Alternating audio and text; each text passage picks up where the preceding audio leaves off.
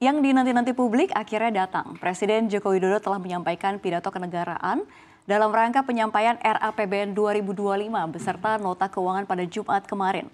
Presiden Jokowi menjelaskan bahwa optimalisasi rasio perpajakan akan menjadi fokus utama pemerintah untuk memperkuat ruang fiskal. Nggak tanggung-tanggung, penerimaan perpajakan diusulkan sebesar 2.490,9 triliun rupiah.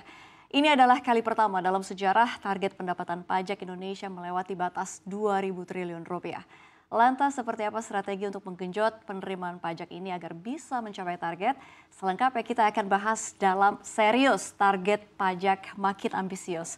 Kita lihat slide yang pertama. Presiden Joko Widodo menyampaikan keterangan pemerintah atas rancangan undang-undang tentang anggaran pendapatan dan belanja negara atau APBN 2025 beserta nota keuangannya dalam sidang tahunan MPR DPR RI.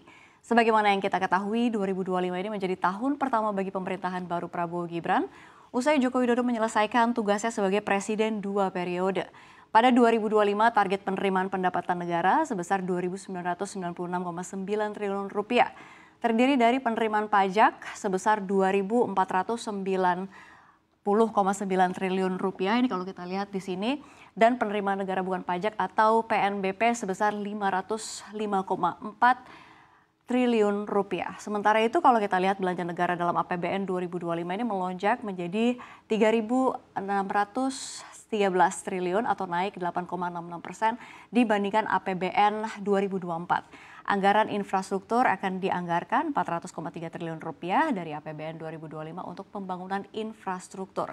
Secara rinci Jokowi menjelaskan anggaran ini akan dibagi-bagi menjadi sejumlah pos pengeluaran begitu ya. Termasuk di dalamnya untuk keberlanjutan pembangunan Ibu Kota Negara IKN. Namun belum ada perincian berapa alokasi khusus untuk anggaran pembangunan IKN. Di sisi lain, Kepala Badan Kebijakan Fiskal Kemenq RI, Febio Kacaribu menjelaskan bahwa pembangunan IKN tidak hanya berasal dari APBN tapi juga dari investor swasta. Pemerintah juga resmi merancang anggaran untuk program makan bergizi gratis pada 2025 sebesar 71 triliun rupiah atau 0,29% terhadap PDB. Nah, anggaran itu merupakan bagian dari anggaran pendidikan yang besarnya mencapai 722,6 triliun rupiah. Ya.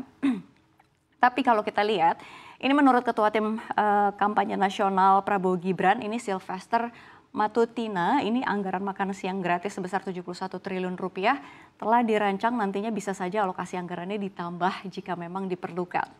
Ya, dan kalau misalkan kita lihat dari anggaran RAPBN 2025, kita lihat perpajakan ini menjadi sorotan karena diusulkan sebesar 2.490,9 triliun rupiah. Ini adalah kali pertama dalam sejarah target pendapatan pajak Indonesia melewati batas 2.000 triliun rupiah. Kita akan bahas di slide berikutnya seperti apa target pajak yang tembus 2.000 triliun rupiah. Ya, kalau kita lihat dikutip dari buku 2 nota keuangan beserta RAPBN 2025, ini ditunjukkan bahwa penerimaan pajak Indonesia mengalami kenaikan di 2025 menjadi 2.189,3 triliun rupiah. Angka ini lebih tinggi jika dibandingkan dengan penerimaan pajak 2023 yang tercatat sebesar 1.869,2 triliun rupiah. Sementara jika dibandingkan dengan APBN 2024, kita lihat ya, penerimaan pajak tahun depan juga mengalami kenaikan bahkan sebesar 10,07%. Mengingat penerimaan pajak berdasarkan APBN 2024 sejumlah 1.988,9 triliun rupiah.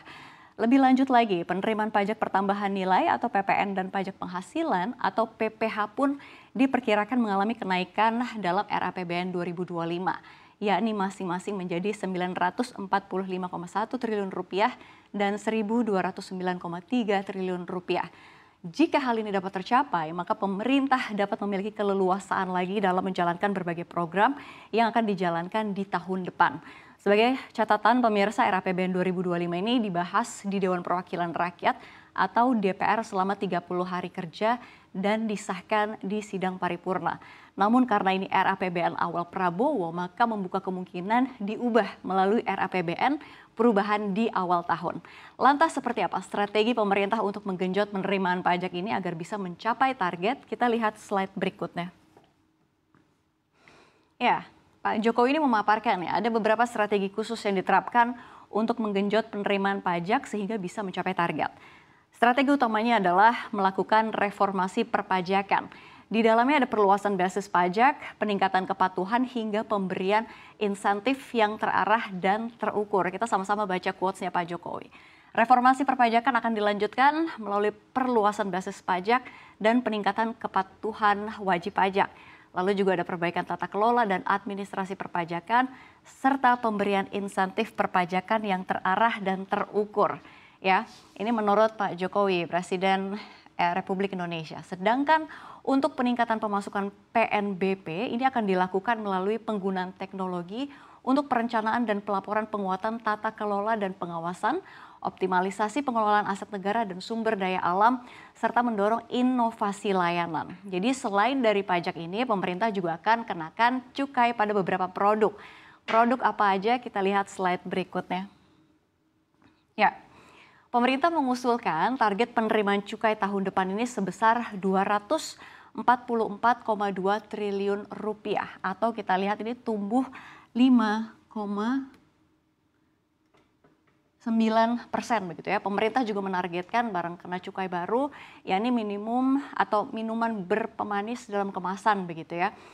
Pengenaan minuman berpemanis dalam kemasan atau MBDK ini dimaksudkan untuk mengendalikan konsumsi gula dan atau pemanis yang berlebihan, serta untuk mendorong industri untuk mereformulasi produk MBDK yang rendah gula begitu. Dokumen ini menambahkan implementasi atas pengenaan cukai MBDK ini juga memiliki resiko begitu ya, tetapi sangat minim terhadap inflasi dan daya beli masyarakat.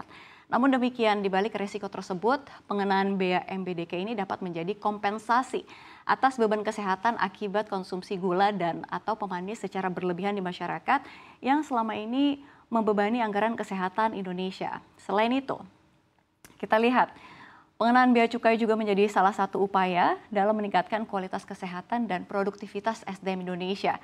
Risiko implementasi keberlanjutan reformasi dan penerapan cukai MBDK tersebut perlu dimitigasi dengan langkah-langkah pengendalian inflasi dan komitmen pemerintah dalam penguatan perlindungan sosial. Ya, ini merupakan perkembangan atau kita lihat ya perkembangan penerimaan cukai 2020 begitu ya sampai dengan 2024 serta proyeksi tahun 2025.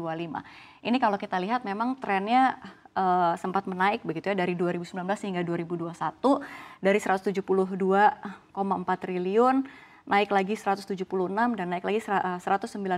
Tapi kalau kita lihat dari 2022 ke 2023 memang ada penurunan sedikit dan dilanjut dari 2024 dan proyeksi di 2025 di 244,2. Nah, pada 2020 penerimaan cukai ini tumbuh 2,3%. Yang kita lihat ini didorong oleh dampak kelimpahan pita cukai tahun sebelumnya dan ada capaian cukai pada etil alkohol atau IA yang meningkat seiring dengan kebutuhan pembuatan produk sanitasi dan juga disinfektan begitu ya. Namun demikian penerimaan cukai IE pada tahun berikutnya stagnan dan kalau kita lihat hal ini disebabkan adanya penurunan permintaan IE akibat setelah selesai pandemi serta masih berlakunya syarat pengenaan cukai yakni volume etil alkohol yang bayar hanya sekitar 3 hingga 5% dari total volume IE. Nah, kemudian kalau kita lihat penerimaan cukai pada 2021 ini masih tumbuh 10,9% seiring dengan tren konsumsi yang meningkat.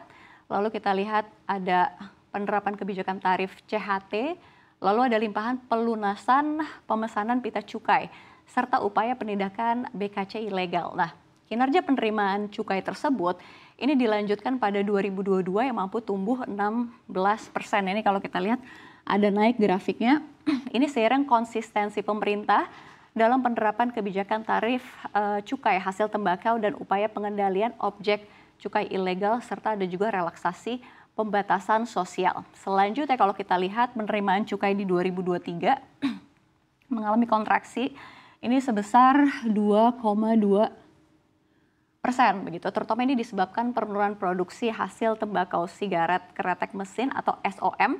Ini golongan 1 dan sigaret putih mesin atau SPM golongan 1 begitu ya. Dan kalau kita lihat pada 2024 penerimaan cukai juga diperkirakan akan kembali tumbuh 3,9% gitu. Kalau kita lihat seiring dengan upaya pengawasan dan juga penindakan barang kena cukai atau BKC ilegal. Pendapatan cukai 95% ini disumbang oleh hasil tembakau sehingga perkembangan di industri rokok berpengaruh besar ke penerimaan cukai ya pemirsa. Tadi semuanya itu kita lihat gambaran begitu ya atau proyeksi pendapatan negara dalam RAPBN 2024 khususnya dalam penerimaan pajak. Tentu kita berharap agar pembahasan RAPBN 2025 ini dapat dilakukan secara konstruktif untuk mewujudkan Indonesia maju, adil dan makmur sesuai visi Indonesia Emas